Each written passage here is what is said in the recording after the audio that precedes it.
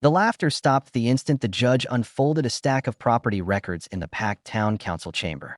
Just seconds earlier, Michael Lawson stood alone at the front of the room while his wealthy neighbors demanded that he be forced to sell his old house. They called him an eyesore. They claimed he lowered property values. They insisted someone like him didn't belong in their exclusive neighborhood. But then the judge adjusted his glasses, stared at the documents, and asked a question that made every arrogant homeowner turn pale. Are you telling me none of you knew Mr. Lawson owns this entire subdivision? The room went silent. Smirks vanished. People who had spent years mocking him suddenly looked terrified. The judge continued reading. Not only did Michael own the land beneath his own house, but he also owned the land beneath nearly every mansion surrounding it. The luxury homes, the private roads, the community lake, and even the neighborhood clubhouse sat on property controlled by the quiet single father they had spent years humiliating. One woman nearly dropped her purse. Another neighbor slowly sat down as if her legs had stopped working. Michael simply stood there with the same calm expression he always wore. Because the man they called poor wasn't poor at all. He was a billionaire, and they had just made the biggest mistake of their lives. For most people in Willow Creek Estates, success was measured by appearances. Luxury cars filled driveways. Perfect lawns stretched across expensive properties. Every weekend became an unofficial competition over who had the newest renovation, the most impressive landscaping, or the most expensive vacation photos to share. Yet in the middle of the neighborhood stood a modest old house that looked completely out of place. Its paint was slightly faded. The porch was simple. The pickup truck parked outside looked older than many of the residents' children. That house belonged to Michael Lawson, a widowed single father raising his 12-year-old daughter, Emma. To outsiders, Michael appeared to be an ordinary working man struggling to get by. He wore simple clothes, handled his own repairs, and spent most evenings gardening with Emma instead of attending neighborhood social events. What nobody knew was that Michael had built one of the largest real estate investment companies in the country decades earlier. After losing his wife to illness, he had stepped away from public attention, handed daily operations to trusted executives, and focused on raising his daughter. Wealth no longer interested him. Time with Emma did. The old house wasn't a sign of financial hardship. It was the first home he and his wife had purchased together, and every corner of it held memories he refused to abandon. Unfortunately, his neighbors saw only what was visible from the street. At first, the comments were subtle. Neighbors would make jokes during community gatherings about certain properties, bringing down the image of the neighborhood. Some would suggest Michael should consider upgrading his house to fit in better with everyone else. Others openly questioned how he could afford to live in such an expensive area. Michael usually ignored the remarks. He had spent years learning that insecurity often hides behind arrogance. But Emma heard everything. She heard the whispers when she rode her bike. She heard the parents who discouraged their children from visiting her house. She heard the assumptions that her father must be struggling financially. Every insult aimed at Michael eventually found its way to his daughter, and that hurt far more than any personal criticism ever could.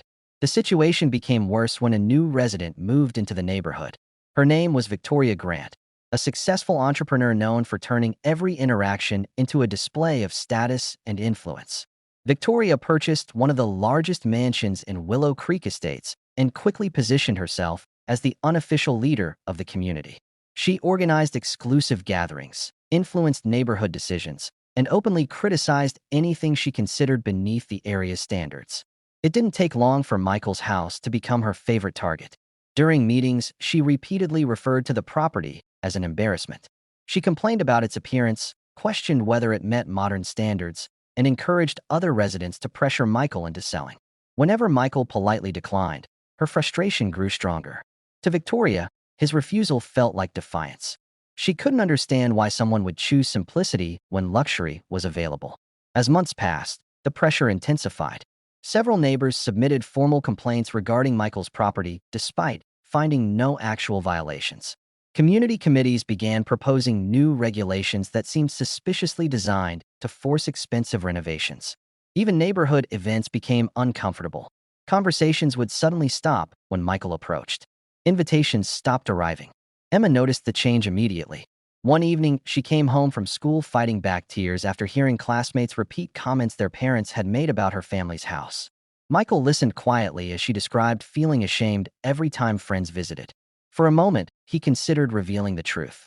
He could have shown her the companies he owned, the investments he controlled, and the billions attached to his name. But he wanted Emma to understand something more valuable than wealth. He wanted her to learn that a person's worth isn't determined by public opinion. So instead, he hugged her and reminded her that character lasts longer than reputation. The conflict reached its breaking point when Victoria launched a campaign to remove Michael entirely. Using her influence among residents, she organized a petition claiming the property negatively affected neighborhood values. The proposal eventually evolved into a legal dispute over shared land boundaries and community rights. Victoria believed she had overwhelming support. After all, nearly everyone assumed Michael lacked the resources to challenge them. Confident of victory, she pushed the issue into a public hearing. Neighbors attended expecting an easy outcome. Some even viewed it as entertainment. They imagined watching a struggling homeowner finally lose a battle he couldn't afford to fight. What they didn't realize was that Michael had quietly remained patient because he understood something they didn't. The moment official records became part of the discussion, the truth would inevitably emerge.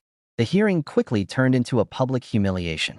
Victoria arrived with lawyers, documents, and a carefully prepared presentation describing how Michael's property allegedly harmed the community. Several neighbors testified against him. They criticized the appearance of his house. They questioned his commitment to the neighborhood. One resident even suggested that people who couldn't maintain certain standards should relocate elsewhere. The comments became increasingly personal. Throughout the entire process, Michael remained calm. He didn't argue. He didn't interrupt. He simply listened while years of judgment and disrespect were poured into the public record. Emma sat beside him, hearing every insult. Watching her lower her eyes was the hardest part.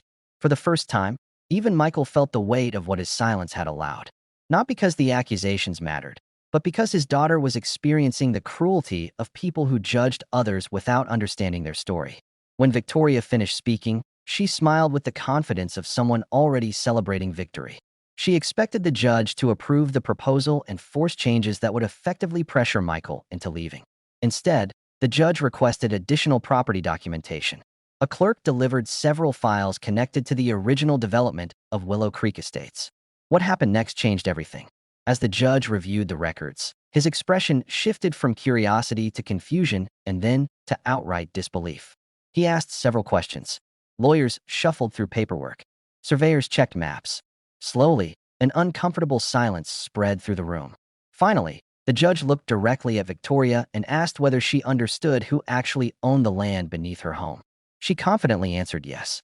The judge shook his head. Then he began reading aloud. The truth hit the room like a thunderbolt. Decades earlier, Michael had purchased thousands of acres surrounding the region as part of a long-term development project. While portions were sold to builders and investors, strategic ownership rights remained under companies he controlled. Those companies, in turn, were wholly owned by Michael himself. The luxury subdivision existed because of land acquisitions he personally financed. The roads, common areas, recreational spaces, and numerous property leases all traced back to his holdings. In simple terms, the quiet single father living in the old house wasn't an unwanted resident. He was the primary landowner responsible for the neighborhood's existence. Gasps filled the chamber. Faces turned white. People who had mocked him for years suddenly realized they knew absolutely nothing about the man they judged. Victoria looked as though the ground had disappeared beneath her feet. Her lawyers scrambled through documents searching for errors, but there were none. Every record confirmed the same reality. The billionaire developer they had read about in business magazines years earlier and the quiet father they ridiculed every day were the same person. Worse still, the legal challenge they initiated had accidentally exposed information that strengthened Michael's position while weakening their own. The petition collapsed instantly. Complaints were dismissed. The entire case unraveled before their eyes. For the first time since the conflict began, Michael finally spoke. His voice remained calm and respectful. He explained that he never hid the truth because he wasn't interested in impressing anyone. He simply wanted to live peacefully and raise his daughter. The fact that people assumed the worst said more about them than it did about him. In the weeks that followed, the neighborhood transformed. Residents who once ignored Michael suddenly tried to be friendly. Invitations appeared. Apologies arrived. Some were sincere. Others were obviously motivated by embarrassment. Victoria struggled the most.